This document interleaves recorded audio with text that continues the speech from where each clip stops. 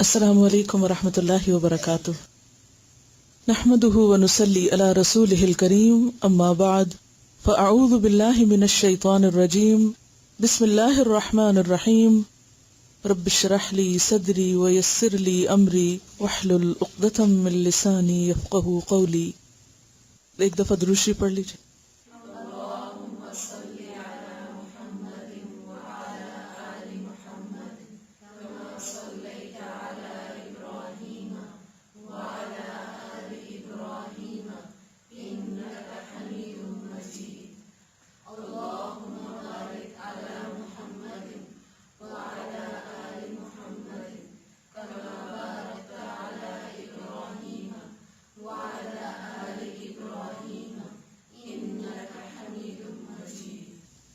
دعا مانگی، اللہم کما حسنت خلقی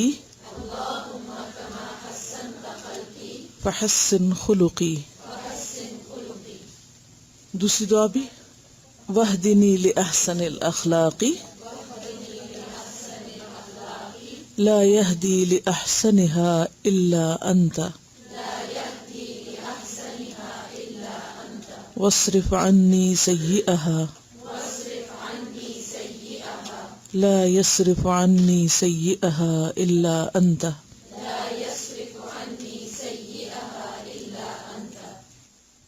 آج کا ہم نیا باب شروع کرتے ہیں، الحیاء، شرم و حیا، ماڈسٹی۔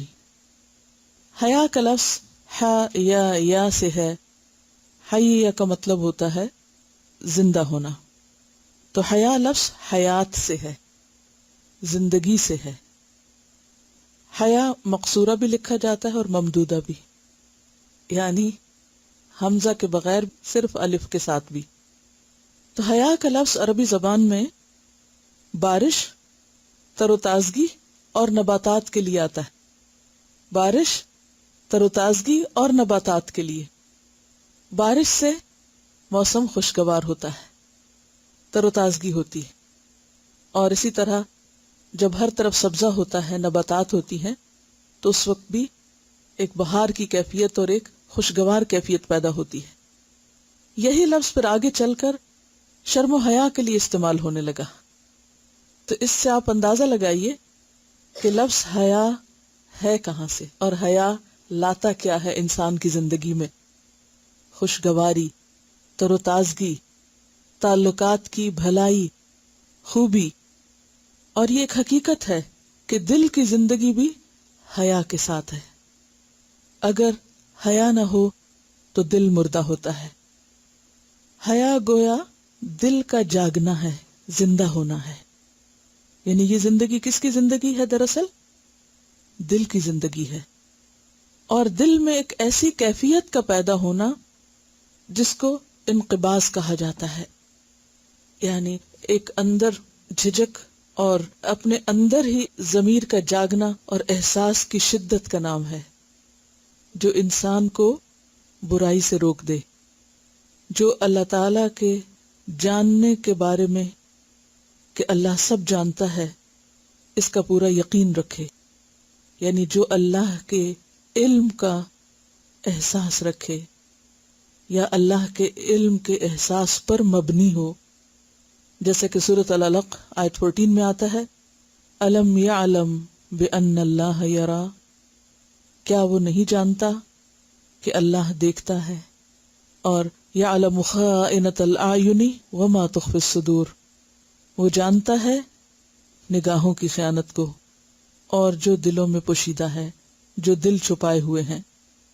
تو گویا حیا دل کی زندگی ہے، دل کا وہ احساس ہے جو انسان کو ہمیشہ چوکنا رکھتا ہے، جو انسان کے لیے برائی سے ایک روک بن جاتا ہے۔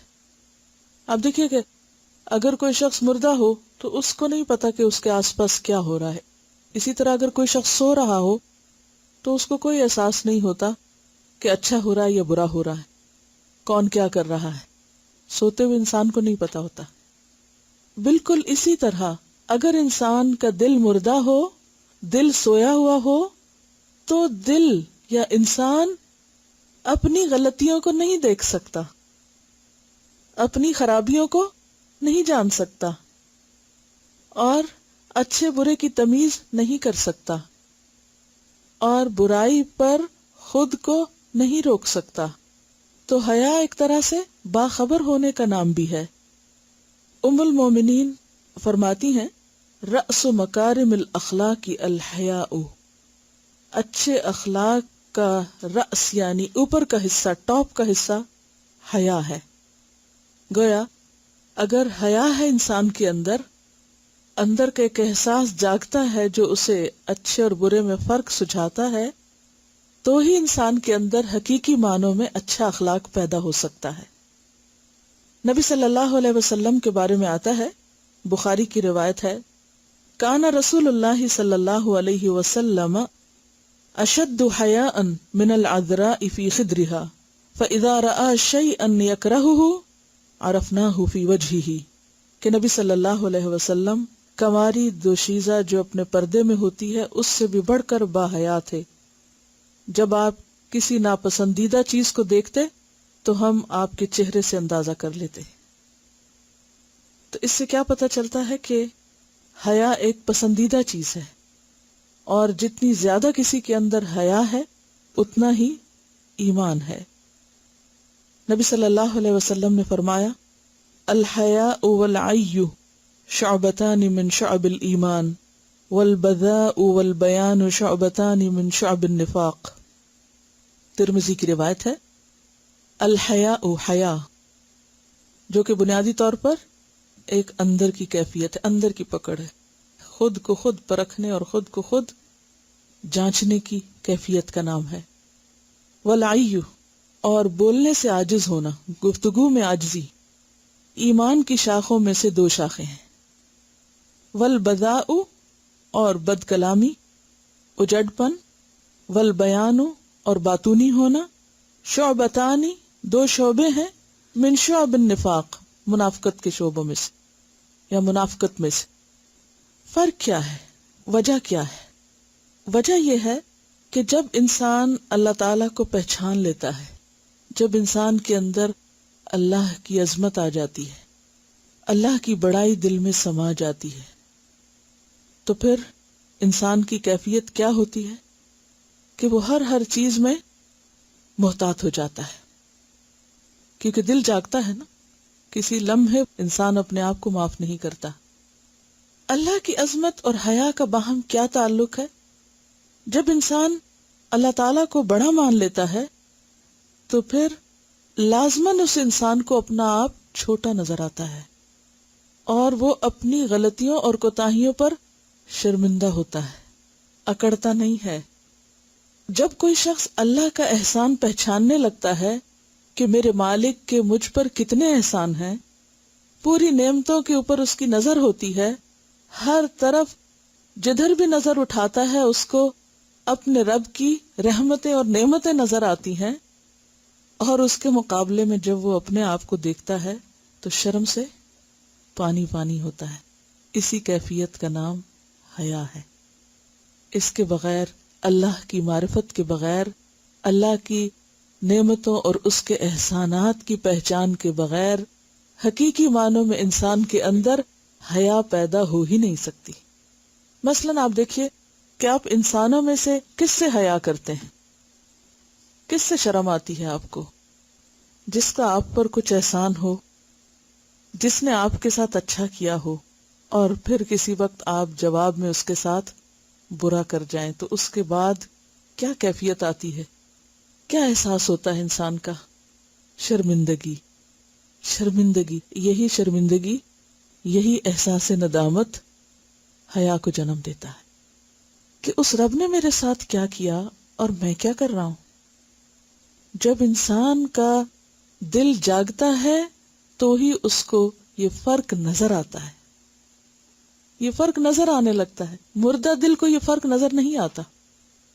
جب ہی انسان پھر تنہائی میں بیٹھ کے روتا ہے کہ یا رب تو اتنا عظیم اور میرے کرتوت کیسے، اب میں کہاں کہاں تیری نافرمانیاں کرتا ہوں، کہاں کہاں میں نے تجھ سے حیا نہیں کی۔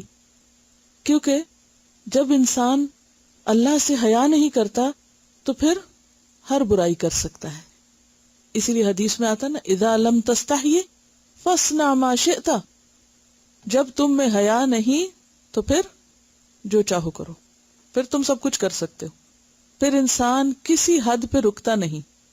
لیکن حیا کی کیفیت ایک ایسی کیفیت ہے، اندر کا ایک انقباض اور اندر کا احساس ندامت انسان کو رلاتا بھی ہے اور انسان کو غلطیوں سے بچاتا بھی ہے، محتاط زندگی بسر کراتا ہے. یہیں سے پھر تقوی جنم لیتا ہے، یہیں انسان کو پھر اپنے قصور نظر آتے ہیں، یہیں سے تکبر کا خاتمہ ہوتا ہے. اور جب تکبر ختم ہوتا ہے تو پھر بہت سی خرابیاں اور بہت سی برائیاں آہستہ آہستہ خود ختم ہونے لگتی ہیں. تو اس لیے دل کا زندہ ہونا اور حیا کا ہونا زندگی ہے، حقیقی زندگی ہے، اصل زندگی ہے. اسی لیے اس کو ایمان کا ساتھی قرار دیا گیا ہے کہ حیا اور ایمان کیا ہے؟ ساتھ ساتھ ہے. اگر حیا اٹھ گئی تو ایمان بھی اٹھ گیا. لیکن عام طور پر ہم اس کا معنی نہیں سمجھتے کہ کیسے حیا اٹھے تو ایمان جاتا اور ایمان جائے تو حیا جاتا ہے. یعنی جب ہمارا دل نہیں جاگتا، جب ہمیں اپنی کوتاہیاں نظر نہیں آتی، ہمیں شرمندگی نہیں ہوتی اپنی غلطیوں پر، تو اس کے برعکس کیا ہوتا ہے؟ ڈھیٹ پن، گناہوں پہ جرت، اکھڑ پن، پرواہ نہ کرنا، کسی غلطی پہ کوئی شرمندہ نہ ہونا، شرمسار نہ ہونا. ایسا ہی تو ہوتا ہے نا. لیکن جب دل جاگتا ہوتا ہے تو پھر انسان کو اچھا برا نظر آتا ہے. جیسے جاگتے انسان کو ہر آواز سنائی دیتی ہے، ہلکی آواز بھی سنائی دیتی ہے اور زور کی آواز بھی سنائی دیتی ہے. جاگتے انسان کو، الرٹ انسان کو چھوٹا سا داغ بھی نظر آتا ہے اور بڑا بھی نظر آتا ہے، پھر خوب پہچان ہوتی. لیکن جو تھکا ہوا ہو انسان، جو نیند کے غلبے میں ہو، جو مرنے کے کنارے پہنچا ہوا نزا کے عالم میں ہو، اس کے سامنے کو رو رہا ہو، چیخ رہا ہو تو اس کو پرواہ نہیں ہوتی، وہ نہیں سوچ سکتا ان کے بارے میں. کبھی آپ نے دیکھا ہوگا کہ جب آپ خود بہت تھکے ہوئے ہوں تو آپ کو پرواہ نہیں ہوتی کہ کوئی لڑ رہا ہے، کوئی کیا کر رہا ہے اور کیا نہیں کر رہا ہے. آپ سوچتے ہیں جو مرضی جس کا جی چاہے کرے. لیکن آپ جب بالکل فریش ہوتے ہیں، آپ کا ذہن تر و تازہ ہوتا ہے، تو آپ کو چھوٹی چھوٹی چیزیں نظر آنے لگتی. مثلاً اگر آپ صبح سویرے صفائی شروع کریں تو صفائی کیسی ہوتی ہے، اور اگر آپ رات سونے سے پہلے آپ صفائی کر رہے ہو تو کیسے کرتے ہیں؟ فرق ہے نا. بالکل اسی طرح جب انسان اپنی ایمانی معرفت کی کیفیت میں ہوتا ہے تو چھوٹی چھوٹی غلطی سخت چبھتی نظر آتی ہے، شرمندگی ہوتی ہے، معافی مانگتا ہے انسان، اسے چھوڑنے کے طریقے سوچتا ہے. اور جب انسان بے حس ہوتا ہے، غافل ہوتا ہے، تو بڑی بڑی خطائیں اس کو کچھ بھی نظر نہیں آتی. حیا پیدا کیسے ہوتا ہے؟ بعض حکماء کا قول ہے کہ احی الحیاء بمجالست من یستحیا منہ، حیا کو زندہ کرو، یعنی حیا پیدا کرو. کیسے؟ ان لوگوں کی مجلس، صحبت سے کہ جن سے حیا کیا جاتا ہے. یعنی جب تم ایسے لوگوں کے بیچ میں ہو کہ جن سے تمہیں حیا آتی ہے تو ان کی مجلس میں بار بار بیٹھنے سے تمہارے اندر بھی وہ حیا پیدا ہو جائے گی. یعنی حیا کی کیفیت جو ہے وہ انسان کے اندر صرف علم سے نہیں آتی، صحبت صالح سے آتی ہے. صحبت صالح، کیونکہ انسان ان کے رویے اور ان کے عمل سے بہت کچھ سیکھتا ہے. ان کے رویے کو دیکھ کر پھر اپنی غلطیاں نظر آتی ہیں، اپنی گفتگو کا انداز، اپنے معاملات. اچھی صحبت اور اچھے لوگوں کی مجلس انسان کے اندر اچھائیاں پیدا کرتی ہے، کیونکہ بہت کچھ انسان خاموشی سے سیکھ رہا ہوتا ہے، بغیر کسی بات کے. تو خلاصہ یہ ہے کہ حیا زندگی کی علامت ہے، حیا ایمان کی علامت ہے، حیا اللہ کی معرفت کی علامت ہے. وہ معرفت جو انسان کے احساس جواب دہی اور ذمہ داری کو اجاگر کرتی ہے، انسان کے اندر یہ احساس پیدا کرتی ہے کہ وہ اس دنیا میں ذمہ دار ہے. وہ معرفت جو انسان کے اندر ایک سنجیدگی پیدا کرتی ہے، انسان کے اندر گہرائی پیدا کرتی ہے اور انسان کو غور و فکر کرنا سکھاتی ہے. با حیا ہونا، حیادار ہونا ایک پورا کلچر ہے. ایک لائف سٹائل ہے، انسان کے پورے طریقہ زندگی کو بدل ڈالتا ہے۔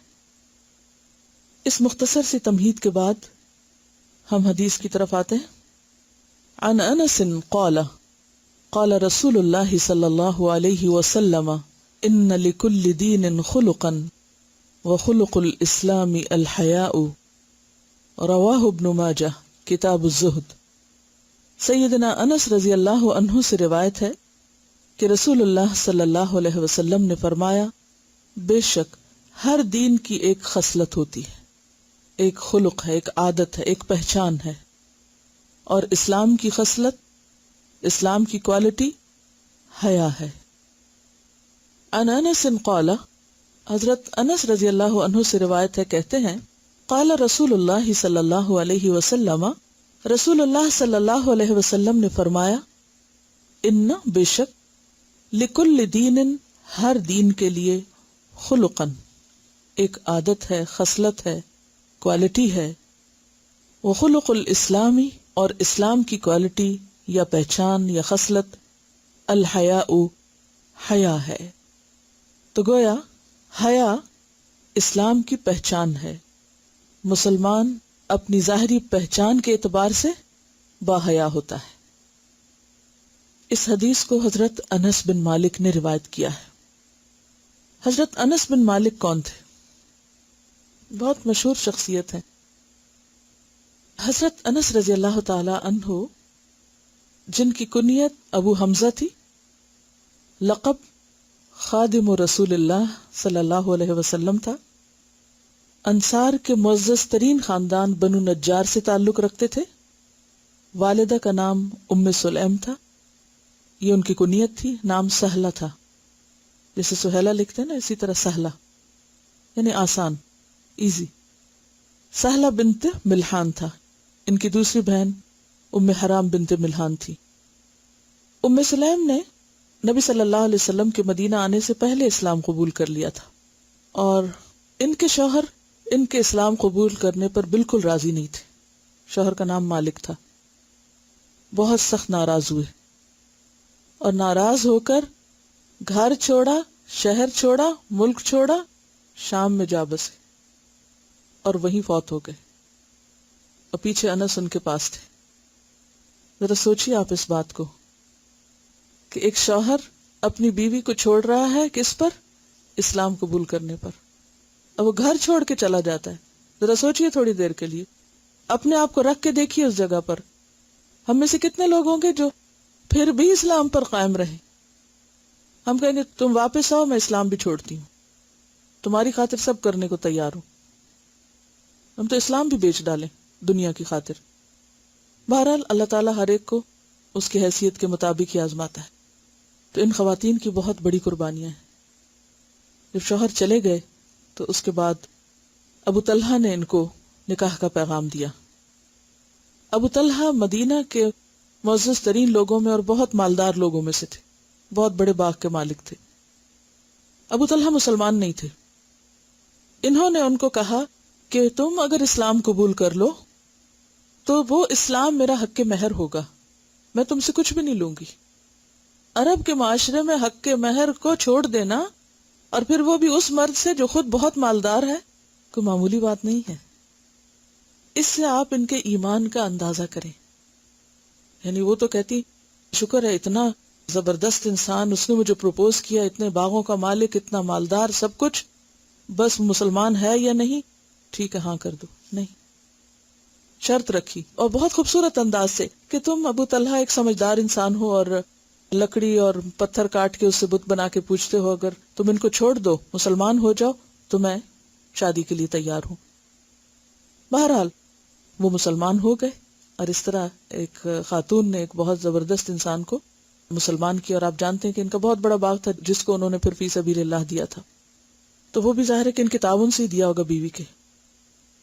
نبی صلی اللہ علیہ وسلم جب مدینہ تشریف لاتے ہیں تو انس اس وقت 9-10 سال کی عمر کے تھے، اور حضرت ام سلیم انگلی سے پکڑ کے ان کو نبی صلی اللہ علیہ وسلم کے پاس لے آتی ہیں اور کہتی ہیں کہ اللہ کے رسول صلی اللہ علیہ وسلم، میرا یہ بیٹا آپ کی خدمت کرے گا، اور یہ لکھنا بھی جانتا ہے۔ اور اس زمانے میں لکھنا ایک بہت بڑی خوبی شمار ہوتی تھی، اس سے آپ اندازہ لگائیں کہ خود کتنی سمجھدار خاتون ہوگی کہ جنہوں نے اپنے اولاد کی تعلیم پر بھی توجہ دی جبکہ آس پاس کوئی ایسا نہیں تھا۔ بہرحال حضرت انس آپ کے خادم ہوئے، فجر کی نماز سے پہلے آپ کی خدمت میں حاضر ہوتے۔ آج ہم اپنے بچوں کو دیکھیں، کوئی اٹھے گا اس وقت فجر سے پہلے اور وہ آپ کے پاس پہنچتے اور پھر دوپہر تک ساتھ رہتے، ظہر کی نماز کے بعد گھر جاتے، پھر واپس آتے، پھر عصر کے بعد واپس جاتے۔ بہرحال زندگی اسی طرح گزرتی رہی۔ 10 سال جب تک آپ صلی اللہ علیہ وسلم زندہ رہے وہ آپ کی خدمت میں رہے۔ سیدنا انس رضی اللہ عنہ کہتے ہیں کہ رسول اللہ صلی اللہ علیہ وسلم سب لوگوں سے زیادہ اچھے اخلاق کے مالک تھے۔ ایک دن آپ نے مجھے ایک کام پر جانے کو کہا تو میں نے کہا کہ اللہ کی قسم میں نہیں جاؤں گا۔ یعنی آپ کے سامنے کہہ رہے ہیں، بچے تھے نا، اللہ کی قسم میں نہیں جاؤں گا۔ تھوڑی دیر کے لیے سوچیے اگر ہمارا کوئی بچہ ہمیں کہے۔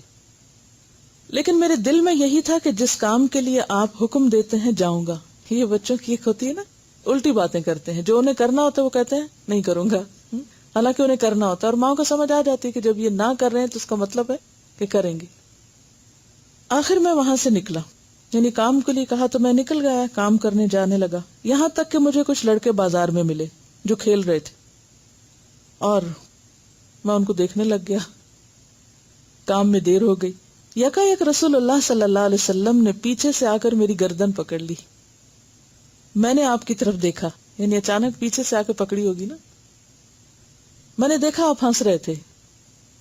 آپ نے فرمایا، انیس، انس کی تصغیر ہے، انیس تو وہاں گیا جہاں میں نے جانے کا حکم دیا تھا، تو نے وہ کام کیا؟ کیونکہ آپ کو بھی پتا تھا یہ کہہ رہا ہے نہیں کروں گا اور یہ کرے گا، اسی لیے پوچھا کہ تم نے وہ کیا؟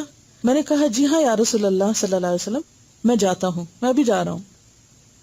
حضرت انس نے کہا، اللہ کی قسم میں نے 9 برس تک آپ کی خدمت کی، مجھے یاد نہیں کہ کسی کام کے لیے جس کو میں نے کیا ہو تو آپ نے یہ فرمایا کہ تو نے ایسا کیوں کیا، یا کسی کام کو جو میں نے نہ کیا ہو آپ نے فرمایا ہو کیوں نہیں کیا۔ اس کا تعلق بھی حیا سے ہے۔ ایک اور روایت میں حضرت انس کہتے ہیں کہ رسول اللہ صلی اللہ علیہ وسلم کی ہتھیلی سے زیادہ نرم میں نے کسی دیباج و حریر کو بھی محسوس نہیں کیا۔ یعنی آپ صلی اللہ علیہ وسلم کی ہتھیلی جو تھی وہ اتنی نرم تھی کہ جیسے کوئی کسی ریشم پہ ہاتھ رکھ دے، اور آپ کی خوشبو سے زیادہ مجھے کوئی خوشبو اچھی نہ لگی۔ میں نے 10 سال متواتر آپ کی خدمت کی اور اس پورے عرصے میں آپ نے مجھے اف تک نہ کہا۔ جو کام میں کر دیتا اس کے متعلق کبھی یہ نہیں کہا کہ یہ کیوں کیا، اور جو میں نہ کرتا اس کے بارے میں کبھی یہ نہ فرمایا کہ تو نے یہ کیوں نہ کیا۔ بخاری اور مسلم کی روایت ہے، یعنی کبھی نہیں مجھے ڈانٹا۔ ایک مرتبہ آپ نے ان کو کسی کام کے لیے بھیجا، جب گھر پہنچے حضرت انس تو کچھ دیر ہو چکی تھی۔ ماں نے پوچھا کہاں تھے تم؟ تو انہوں نے کہا کہ مجھے آپ صلی اللہ علیہ وسلم نے کسی کام کے لیے بھیج دیا تھا۔ کیا کام تھا؟ نہیں، وہ ان کا راز تھا، وہ میں نہیں آپ کو بتا سکتا۔ کہنے لگی کہ دیکھو اگر آپ نے منع کیا ہے تو یہ بات کسی کو بھی نہیں بتانا۔ اچھا ہم ہوتے تو کیا کہتے؟ اچھا مجھے تو بتا دو، میں تمہاری ماں ہوں، باقی اور نہیں کسی کو بتانا۔ اب دیکھیے کہ جب ہم بچوں کی تربیت کرتے ہیں تو ہمیں اپنے عمل سے سکھانا ہے۔ جو بات ہم انہیں کہہ رہے ہیں کہ یہ نہیں کرنا، پہلے وہ خود پہ صبر اور ضبط کر کے خود نہیں کرنا، خود مثال بننا ہے کہ دیکھو مجھے بھی نہیں بتا اور کسی اور کو نہیں بتانا، کیونکہ یہ آپ کا راز ہے۔ اور حضرت انس نے وہ بات پوری زندگی کسی کو نہیں بتائی۔ آپ کے ایک شاگرد تھے، بہت خاص شاگرد، حضرت ثابت، تو ایک دفعہ ان کو مخاطب ہو کے کہتے ہیں کہ ثابت، اگر وہ حضور کا راز نہ ہوتا اور مجھے کسی کو بتانا ہوتا تو واحد تم تھے جسے میں بتاتا، لیکن چونکہ آپ کا راز تھا اس لیے میں کسی کو بھی نہیں بتاتا۔ کس قدر امانت دار تھے، اس کو امانت کہتے ہیں۔ راز ہے، ایک بات ہے، نہیں بتائی، نہ ماں کو بتائی نہ اپنے خاص شاگرد کو بتائی۔ بہرحال نبی صلی اللہ علیہ وسلم ان سے بہت زیادہ خوش ہوتے اور ان کو انیس کہہ کے بھی پکارتے، انیس کی بجائے انیس، تصغیر کا صیغہ ہے، اور کبھی میرے پیارے بیٹے کہہ کے پکارتے، اور ایک بار او 2 کانوں والے کہہ کے پکارا، یعنی محبت کے انداز ہے نا، او 2 کانوں والے۔ ہر ایک کے 2 کان ہوتے ہیں لیکن بچوں کو ایسی باتیں اچھی لگتی ہیں۔ بہرحال حضرت عمر رضی اللہ تعالیٰ عنہ کے دور تک مدینہ میں رہے، پھر حضرت عمر نے ان کو اور ان کے ساتھ 10 لوگ اور تھے، ان کی ایک جماعت کو بصرہ بھیجا لوگوں کو تعلیم دینے کے لیے۔ پھر وہاں انہوں نے مستقل رہائش اختیار کر لی، ساری زندگی پھر وہیں پر رہے بصرہ میں۔ نبی صلی اللہ علیہ وسلم ان سے بہت خوش ہوتے، ان کو اکثر دعائیں دیتے، اور ایک مرتبہ ان کو دعا دی، اللہم اکثر مالہ وولدہ وادخلہ الجنہ، اے اللہ اس کو مال بھی زیادہ دینا، اولاد بھی زیادہ دینا، اور اس کو جنت میں داخل کرنا۔ بہرحال دنیا میں اللہ نے ان کو بہت مال دیا۔ وفات کے وقت ان کے بیٹوں اور پوتوں کی تعداد 100 تھی۔ جب یہ فوت ہوئے تو 100 بیٹے اور پوتے تھے ملا کر، تو اس سے آپ اندازہ لگائیں کہ دعا کیسے پوری ہوئی۔ تو کہا کرتے تھے آپ کی 2 دعائیں تو پوری ہو گئی، مجھے امید ہے کہ اللہ تیسری بھی پوری کر دے گا، وَأَدْخِلْهُ الْجَنَّةَ۔ تو یہ آپ کے دل سے وہ نکلی ہوئی دعائیں تھیں جو حضرت انس کو لگیں۔ بہرحال آپ سفر اور حضر میں آپ کے ساتھ رہتے ہر جگہ پر، اور براہ راست بہت کچھ سیکھنے کا اتفاق ہوا، اور پھر اس کے بعد 1000 سے زائد احادیث آپ سے روایت بھی کی۔ ساری زندگی تعلیم دینے کا کام کیا، اور اس کے ساتھ ساتھ بعض جنگوں اور دیگر کاموں پر بھی فائز ہوئے، بحرین کے گورنر بھی بنائے گئے، اور اس کے علاوہ بھی کچھ اور کام ان کی زندگی کے ملتے ہیں۔ حضرت انس یہ حدیث روایت کرتے ہیں، اور آپ اکثر احادیث کے شروع میں ان کا نام دیکھیں گے، انس ابن مالک، اس باپ کے بیٹے جو اسلام کی وجہ سے ناراض ہو کر چلا گیا، اسے نہیں معلوم کہ اس کی اولاد نے کیسا کیسا کام کیا۔ اس کو کہتے ہیں یخرج الحی من المیت، کہ زندہ کو مردہ سے نکالتا ہے۔ تو انس بن مالک رضی اللہ عنہ یہ روایت کرتے ہیں کہ آپ صلی اللہ علیہ وسلم نے یہ بتایا کہ ہر دین کا، یعنی ہر ریلیجن کا کوئی نہ کوئی ایک امتیازی نشان ہوتا ہے کہ جس کی وجہ سے وہ پہچانا جاتا ہے، اور اسلام کی پہچان کس میں ہے؟ حیا میں۔ اور حیا اگرچہ اندر کی ایک کیفیت ہے، لیکن براہ راست انسان کے عمل پر اثر انداز ہوتی ہے۔ انشاءاللہ زندگی رہی تو بتاؤں گی کہ حیا کا دائرہ کار کہاں کہاں ہے، کس طرح گفتگو میں، لین دین میں، اللہ تعالیٰ سے معاملہ کرنے میں انسان کے اندر حیا کس طرح کام کرتا ہے، یعنی حیا کے مختلف سمتیں کیا ہیں۔ اگلی حدیث ہے، عن ابی ہریرہ عن النبی صلی اللہ علیہ وسلم قال الایمان بضع وستون شعبۃ والحیاء شعبۃ من الایمان رواہ البخاری کتاب الایمان۔ سیدنا ابو ہریرہ رضی اللہ عنہ سے روایت ہے کہ نبی کریم صلی اللہ علیہ وسلم نے فرمایا کہ ایمان کی 60 سے کچھ اوپر شاخیں ہیں، اور حیا بھی ایمان کی ایک شاخ ہے۔ الایمان بدع، بدع کا لفظ آتا ہے 3 سے 9 تک کی تعداد کے لیے، یعنی اگر ہم 10 کے اوپر 3 سے زیادہ اور 9 سے کم ہندسہ استعمال کریں تو بعض اوقات ایگزیکٹ فگر بتایا جاتا ہے، اور بعض اوقات بدع کا لفظ بتا دیا جاتا ہے۔ تو الایمان بدع و ستون، 60 ستہ سے، شعبتن شعبہ ہے، شاخ، والحیاء اور حیا شعبتن ایک شعبہ ہے، من الایمان ایمان میں سے، یا ایمان ہی کی ایک شاخ ہے۔ تو گویا اس سے پہلی بات تو یہ پتہ چلتی ہے کہ ایمان محض ایک ایبسٹریکٹ چیز نہیں، بلکہ اس کا تعلق عمل سے ہے۔ ایمان محض زبانی اقرار کا نام نہیں، ایمان صرف دل کا یقین نہیں، بلکہ عمل میں اس کے اظہار کا نام ہے۔ تو ایمان کی 60 سے اوپر شاخیں، یعنی ایمان کا دائرہ کار بہت وسیع ہے، ایمان کی کئی برانچز ہیں، ایمان سے بہت کچھ پھوٹ کے نکلتا ہے، اور اس میں سے ایک چیز حیا بھی ہے۔ عن ابی ہریرہ قال قال رسول اللہ صلی اللہ علیہ وسلم الحیاء من الایمان والایمان فی الجنۃ والبذاء من الجفاء والجفاء فی النار۔ سیدنا ابو ہریرہ رضی اللہ عنہ سے روایت ہے کہ رسول اللہ صلی اللہ علیہ وسلم نے فرمایا، حیا ایمان میں سے ہے، اور ایمان جنت میں لے جاتا ہے، اور بے حیائی کوڑا کرکٹ ہے۔ اور کوڑا کرکٹ آگ میں لے جاتا ہے. الحیاء من الایمان، جیسے کہ پچھلی حدیث میں بھی آیا کہ شعبۃ من الایمان، اور یہاں ہے من الایمان. والایمان فی الجنہ، اور جنت میں لے جانے والی چیز ایمان ہے. والبذاء، اور فحش گوئی. بذاء فحش گوئی یا گفتگو میں جھگڑا کرنا، جھگڑالو پن، باتوں میں ایک دوسرے کے ساتھ بد کلامی کرنا. من الجفائی، جفا میں سے ہے. یہ لفظ دو طرح پڑھا گیا ہے، جفا بھی اور جفا بھی. اگر جفا پڑھا جائے تو آپ نے یہ لفظ قرآن پاک میں بھی پڑھا ہے. کیا معنی پڑا تھا وہاں؟ جھاگ اور کوڑا کرکٹ. اور اگر اسے جفا پڑھا جائے تو جفا کا معنی ہوتا ہے بدسلوکی، کھردرا پن، اعراض کرنا، بدسلوکی سے پیش آنا، یعنی بد اخلاقی اور اکھڑ پن سے پیش آنا. یعنی کوئی شخص آرام سے بات کرے تو جواباً اس پہ برس پڑنا، جھگڑ کے جواب دینا، سختی سے جیسے کولڈ رویہ اختیار کرنا. یہ سب چیزیں جفا میں آتی ہیں. اردو میں بھی لفظ جفا استعمال ہوتا ہے، وفا کے اپوزٹ جفا کا لفظ استعمال ہوتا ہے.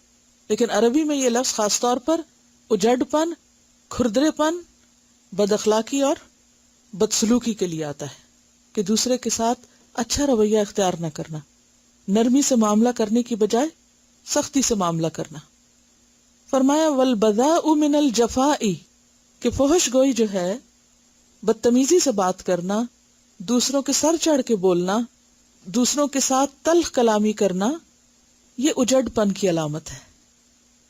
اور یہ بہت بڑی حقیقت ہے. آپ نے دیکھا ہوگا کہ سلجھے ہوئے اور سمجھدار انسان کی گفتگو اور کلام مختلف ہوتا ہے کس سے؟ انسیولائزڈ شخص سے. وہ لوگ جو عام طور پر تعلیم اور سویلائزیشن اور مینرز سے دور ہوتے ہیں تو ان کی گفتگو میں بھی سختی پائی جاتی. مثلا گفتگو کی سختی کیا ہوتی، کیسے ہوتی؟ تلخی سے بات کرنا، اور کیا آتا ہے اس میں؟ تیز لہجے میں بات کرنا. اور ذرا سا سوچئے، کیونکہ یہ بہت سخت بات ہے کہ والجفاء فی النار، اجڑ پن اور یہ کھردرا پن اور بد اخلاقی آگ میں لے جانے والی. کیونکہ کوڑا کرکٹ ہے نا، تو کوڑا کرکٹ کہاں پھینکتے ہیں آپ؟ جلا دیتے ہیں اس کو. ورتھ لیس ہے. نامناسب الفاظ کا استعمال جو دوسروں کو تکلیف دیں، مثلا تانے دینا، کسی کو طنز کرنا اور چیخ چلا کے بولنا، بڑبڑا کے بولنا، یہ بھی تو دوسروں کے لیے تکلیف کا سبب بن جاتا ہے نا. بے عزتی دوسرے کی کرنا، جھلائے ہوئے انداز میں بات کرنا، کندھے جھٹکنا، ہاتھ جھٹکنا، چلتے ہوئے پاؤں مارنا، یہ ساری چیزیں اجڑ پن ہے. اجڑ پن. عباد الرحمن کون ہوتے ہیں؟ وعباد الرحمن الذین یمشون علی الارض ہونا واذا خاطبهم الجاہلون قالوا سلاما. اور کیا ہوتا ہے اجڑ پن؟ کس کو کہتے ہیں؟ آپ نے کبھی نہیں اجڑ پن کا لفظ سنا؟ جس میں کوئی تہذیب نہ ہو، تمیز نہ ہو، جس میں کوئی پولائٹنس نہ ہو، کروڈ جس کو کہتے ہیں، کروڈ ٹون کے ساتھ بات کرنا. اور اس میں آپ دیکھیے کہ گفتگو جو ہوتی ہے نا، وہ صرف زبان سے نہیں ہوتی، باڈی لینگویج جو ہے وہ بہت بڑا رول پلے کرتی ہے. ایکسپریشن، چال ڈھال، آنکھوں کے تاثرات، پیشانی کے بل اور چہرے کا، کیونکہ اس میں خاص طور پر لفظ اعراض کرنا جو ہے، یعنی منہ موڑ کے بات کرنا، جسے قرآن پاک میں کہا گیا نا وَلَا تُسَعِّرْ خَدَّكَ لِلنَّاسِ، لوگوں سے منہ موڑ کے بات نہ کرو. اجڑ پن جو ہے یہ انسیولائزڈ ہونا ہے، لاؤڈ ہونا، جسے عام طور پہ ہم کہتے ہیں نا کہ لاؤڈ ہو گیا، جھڑک کے ڈانٹ کے بات کرنا اور بے لحاظی سے بات کرنا. یہ ساری اگر لسٹ ہم لکھ لینا اور لکھ کے وہاں بورڈ پہ بھی لگا دیں اور ہفتہ بھر آتے جاتے اس پہ نظر ڈالتے رہیں اور اپنے آپ کو یعنی کہ ایک طرح سے آئینہ بنا لیں اور دیکھیں کہ ہم کر کیا رہے ہیں. بعض اوقات گفتگو میں نامناسب الفاظ کا استعمال، یعنی دوسرے کو اوئے کر کے بلانا یا دوسرے کو حقیر کر کے مخاطب کرنا. کہتے کہ جیسے ہمارے لوگ بارگیننگ کرتے ہیں، دے اسٹارٹ یلنگ، اور دوسرے کے اوپر چیخنا چلانا، اور پھر بعض اوقات دوسرے کا نقلیں اتارنا. یعنی بعض لوگ بات کرتے ہوئے دوسرے کو چنگے لگانے لگتے ہیں یا نقلیں اتارنے لگتے ہیں. یعنی غیر مہذب ہونے کے جتنے بھی اعمال ہیں وہ سب اس میں شامل. اس سے آپ اندازہ لگائیں کہ جنت کے لیے اللہ تعالیٰ جن لوگوں کو سلیکٹ کرنا چاہتا ہے وہ اس کی سلیکشن بہت زبردست ہے. اندر باہر سے کھنگال کے اور پوری طرح جائزہ لے کے، جیسے دنیا میں کسی خاص پوسٹ پہ کسی کو رکھنا ہو تو اس کے لیے جب انٹرویو ہوتا ہے، ٹیسٹ وغیرہ ہوتے ہیں، پورا ایک میڈیکل ٹیسٹ ہو رہا ہے اور ایموشنل اور مینٹل اور پتہ نہیں کہاں کہاں سے وہ ہر لحاظ سے، نہیں جتنی بہترین کسی کی جاب ہو سکتی ہے یا بہترین مقام یا بہترین کوالٹی کسی کی ہو سکتی ہے، اس کے مطابق ہی اس کو کھنگالا اور پرکھا جاتا ہے. تو جنت کے لیے اللہ سبحانہ وتعالی بہترین مخلوق کا چناؤ کرنا چاہتے ہیں جن کو وہاں وہ اس طرح بسائیں کہ خوبصورت جنت میں خوبصورت لوگ ہی ہوں.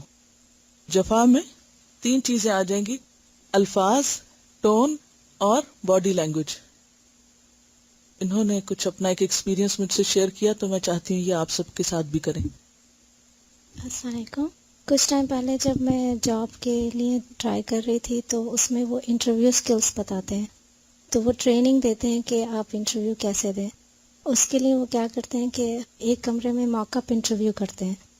اس میں کچھ نہیں ہوتا، صرف ایک ٹیبل اور 2 چیئرز ہوتی ہیں، اور جو آپ کا لیڈ ہوتا ہے یا وہ لیڈی تھی تو وہ ایسے بیٹھتی ہیں جیسے وہ انٹرویو کر رہی ہیں، اور وہاں پر ان کے پیچھے کیمرہ لگا ہوتا ہے. تو وہ جیسے آپ داخل ہوتے ہیں اس وقت سے ساری چیزیں وہ ریکارڈ کرتے ہیں کہ آپ کیسے اندر آئے، کیسے آپ بیٹھے، آپ کے فیس کے فیچرز کیسے تھے، آپ کے بیٹھنے کا طریقہ کیسا تھا، آپ میں کانفیڈنس ہے نہیں ہے.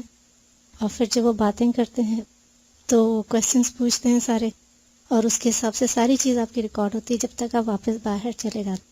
پھر وہ کیا کرتے ہیں کہ جب وہ سارے کلاس میں باقی اسٹوڈنٹس ہوتے ہیں تو ان کے ساتھ وہ ویڈیو ڈسپلے کرتے ہیں، سب پلے بیک کرتے ہیں، اور سارے لوگ وہ بیٹھ کر دیکھتے ہیں، اور سب کو پھر وہ چانس دیتے ہیں کہ اب آپ دیکھیں اس کو اور بتائیں کہ اب غلطی کہاں تھی، اچھا کیا تھا، بہتر کیا ہو سکتا ہے. تو وہ سب پوائنٹ کرتے ہیں کہ، اور وہ خود جب دیکھتے ہیں تو لگتا ہے کہ ہم ایسے کر رہے تھے.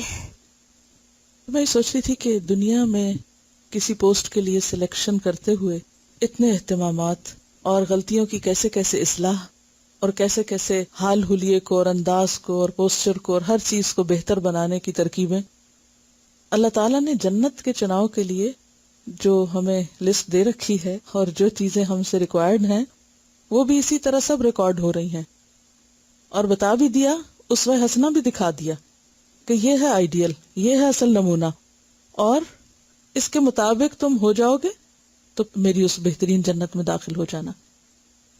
کمی کوتاہی تو کوشش کے باوجود اللہ تعالیٰ معاف کر دیں گے، ورنہ قیامت کے دن یہ سب ری پلے ہوگا جو کچھ ہم یہاں کر رہے ہیں.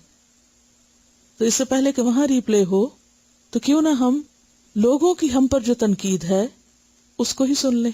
جب ہم کسی سے اکھڑ پن کر رہے ہوتے ہیں تو جوابی ہمیں دوسرے کے چہرے سے پتہ چل جاتا ہے نا، یہ نہیں چلتا.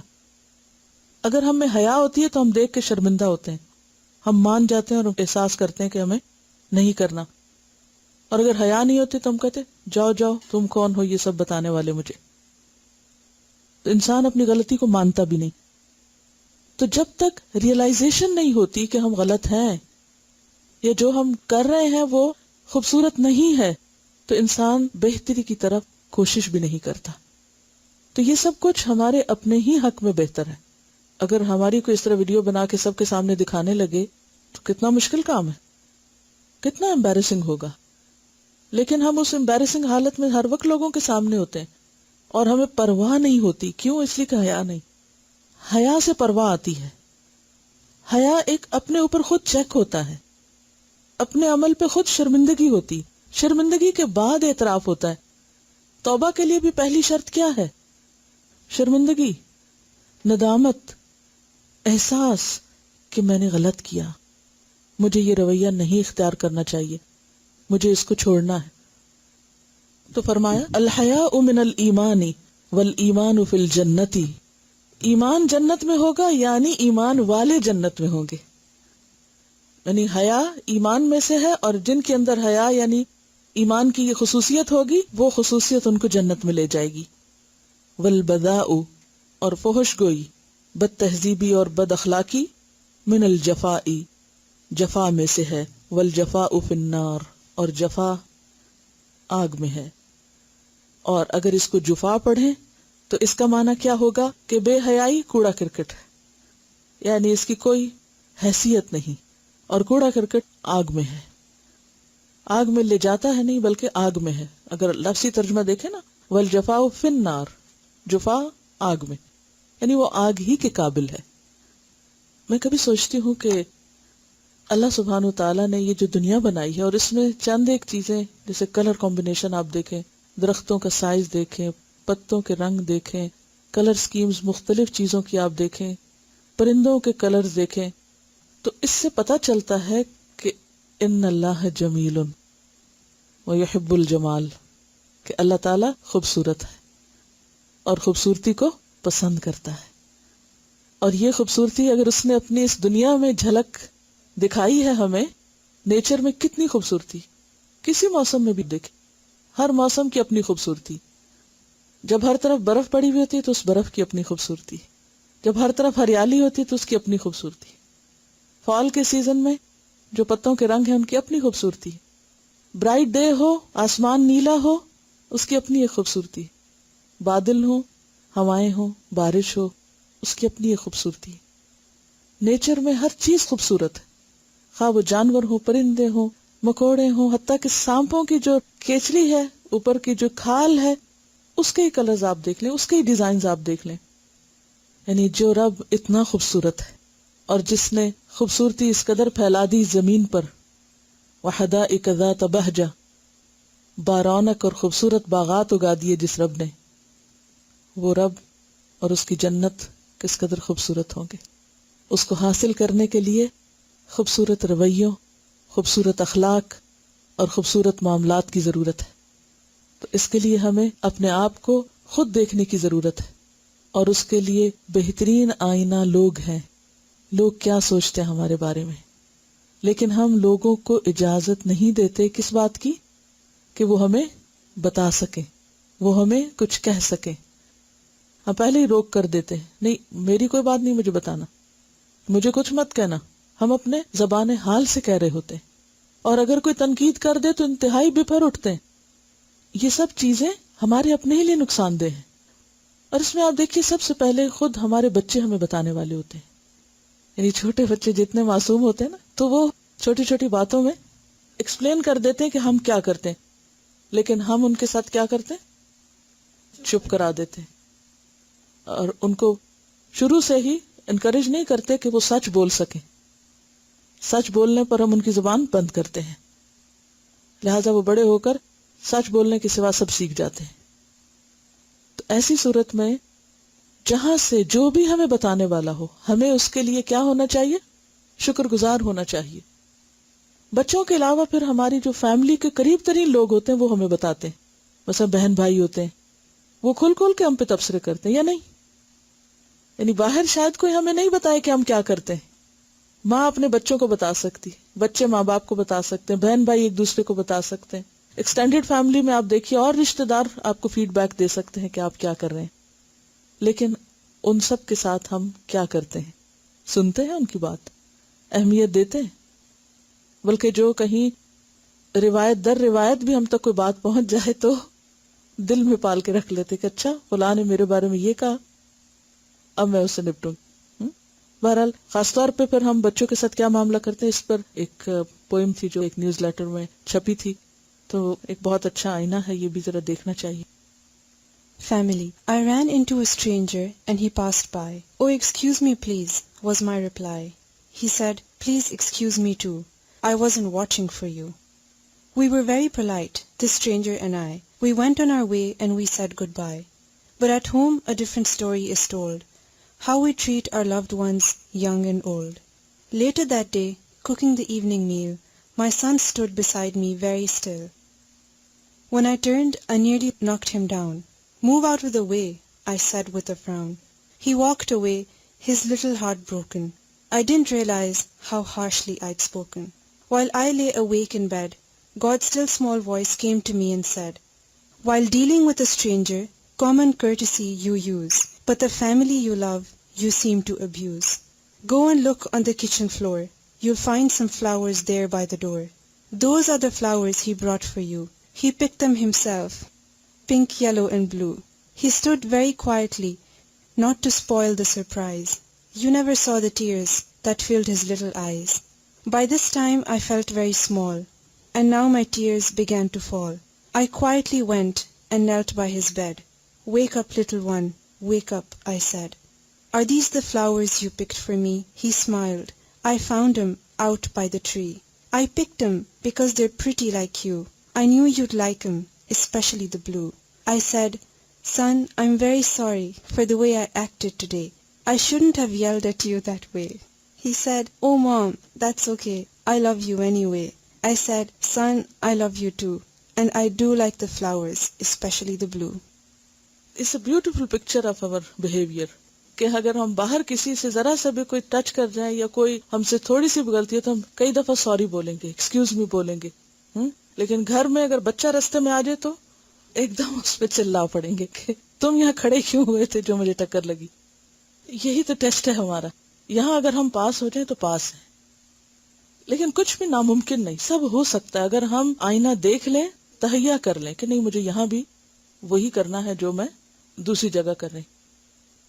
کہتی ہیں کہ ہم چھوٹے تھے تو ہماری مدر کہا کرتی تھی کہ ستے پتنو چومیا تھی کی چومیا ہے، یعنی جب بچہ سو رہا ہو تو اس وقت آپ لاڈ کر رہے ہیں اس سے، تو یہ تو کچھ نہیں. بات یہ ہے کہ جب وہ تنگ کر رہا ہے اور اس وقت حوصلہ دکھایا جائے اور اس کے اعتماد کو بحال کیا جائے، کیونکہ وہ تو بہرحال بچہ ہے، اس سے تو غلطیاں ہوں گی.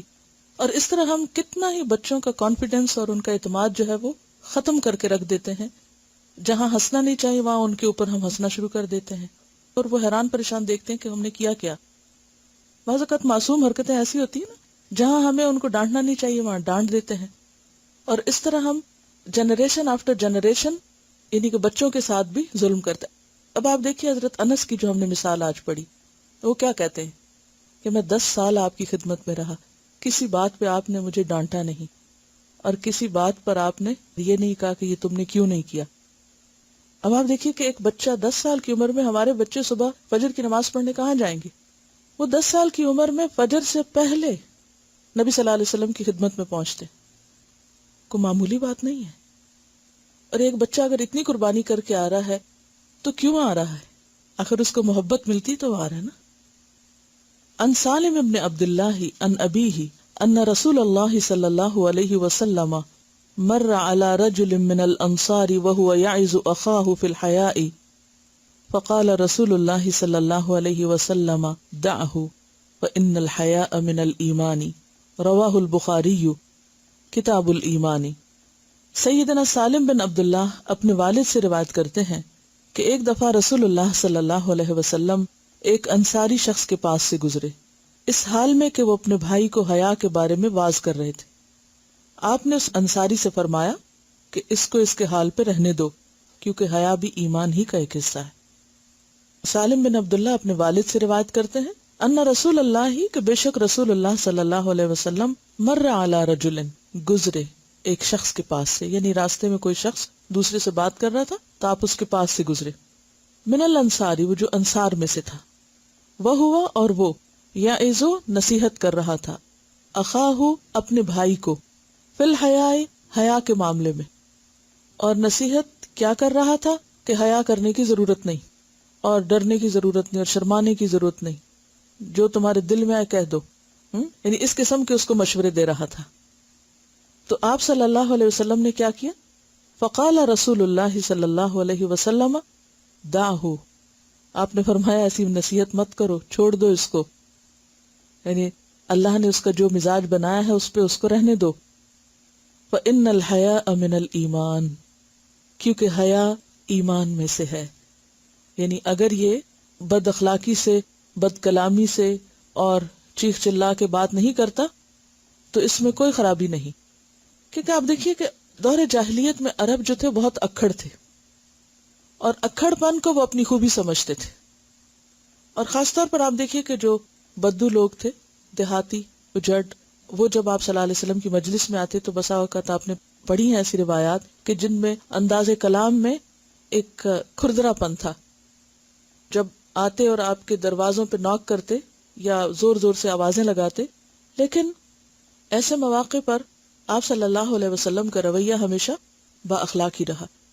یہاں پر آپ دیکھیے کہ آپ نے اس کو نہیں کچھ کہا کہ جو شرمیلا تھا، بلکہ اس کو منع کیا جو شرم دور کرنے کے لیے یا شرم سے کام نہ لینے کے لیے کہہ رہا تھا اپنے بھائی کو. اس میں جیسے کہ میں نے وہ حدیث بیان کی تھی نا ترمذی کی کہ الحیاء والعی، حیا اور عی کہتے ہیں گفتگو میں عاجزی، کلام سے عاجز ہونا. بعض لوگ کہتے ہیں کہ ہم بہت بولڈ ہیں اور ہم ہر ایک کو ہر چیز سنا سکتے ہیں، ہر ایک کو ہر کچھ کہہ سکتے ہیں. یہ کوئی خوبی نہیں کہ ہم ہر ایک کی بے عزتی کرنے کے قابل ہیں، یہ کوئی بھلی بات نہیں. تو یہاں پر جو گفتگو ہو رہی ہے اس میں بھی یہ کہ وہ اس کو کہہ رہا تھا کہ ایسا شرمانے کی ضرورت نہیں. کہا نہیں، یہ شرمانا ایمان میں سے ہے. یعنی اس میں کوئی خوبی اور بھلائی نہیں کہ آپ سخت باتیں کر کے دوسرے کی بے عزتی کر کے اس کا دل توڑیں. تو یہ جو آئی کا لفظ ہے نا، یہ بہت اہم ہے. آئی کا لفظ معنی ہوتا ہے تھکنا، عاجز ہونا، یعنی بہت زیادہ بولڈ نہ ہونا، بہت زیادہ نہ بول سکنا، یعنی بولنے میں ود ہولڈ کرنا، بولتے ہوئے شرما جانا.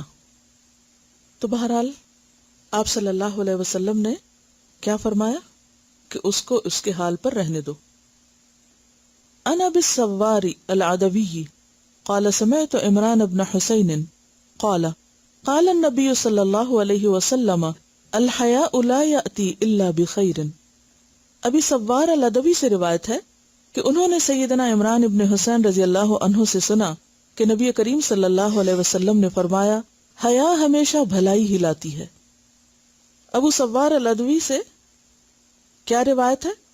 انہوں نے ایک اور صحابی سے یہ روایت سنی کہ نبی صلی اللہ علیہ وسلم فرماتے ہیں کہ الحیاء لا یاتی، حیا نہیں لاتی الا بخیر مگر خیر ہی، یعنی جھجکنا، شرمانا، اس میں کوئی برائی نہیں ہے اور اس سے کوئی نقصان نہیں ہوگا بلکہ اس سے بہتری ہی ہوگی. الحیاء لا یاتی الا بخیر، بولے الحیاء لا یاتی الا بخیر، الحیاء لا یاتی الا بخیر، الحیاء لا یاتی الا بخیر. آج کے موضوع سے متعلق ہوم ورک کیا ہوگا؟ اکھڑ پن میں جو بھی باتیں آتی ہیں ان کی لسٹ بنانا ہے اور ان کو اپنے اندر دیکھنا کہ کہیں ہمارے اندر تو نہیں ہے اس میں سے کچھ. اکھڑ پن، اجڑ پن اور بد اخلاقی، یعنی یہ تینوں ملی جلی چیزیں ہیں نا، جفا، ان تمام چیزوں کی لسٹ تیار کرنا جو جفا میں آتی ہیں یا جفا میں شمار ہوتی ہیں یا اکھڑ پن میں شمار ہوتی ہیں، بد تہذیبی اور بدتمیزی میں شمار ہوتی ہیں. اور اس میں تینوں چیزیں الفاظ، لہجہ اور باڈی لینگویج. اور پھر وہ لسٹ بنا کر، یعنی آپ ایسے بھی کر سکتے ہیں نا کہ کہیں بھی ایک کاغذ چپکا لیں، گھر میں کوئی اسٹیکی نوٹ لگا لیں اور پھر جہاں کوئی چیز اپنے میں دیکھیں، کسی میں دیکھیں تو فوراً وہاں لکھ لیں اور پھر اس کی روشنی میں اپنا جائزہ لیتے رہیں. وآخر دعوانا ان الحمد للہ رب العالمین. سبحانک اللہم وبحمدک، نشہد ان لا الہ الا انت، نستغفرک ونتوب الیک. والسلام علیکم ورحمۃ اللہ وبرکاتہ.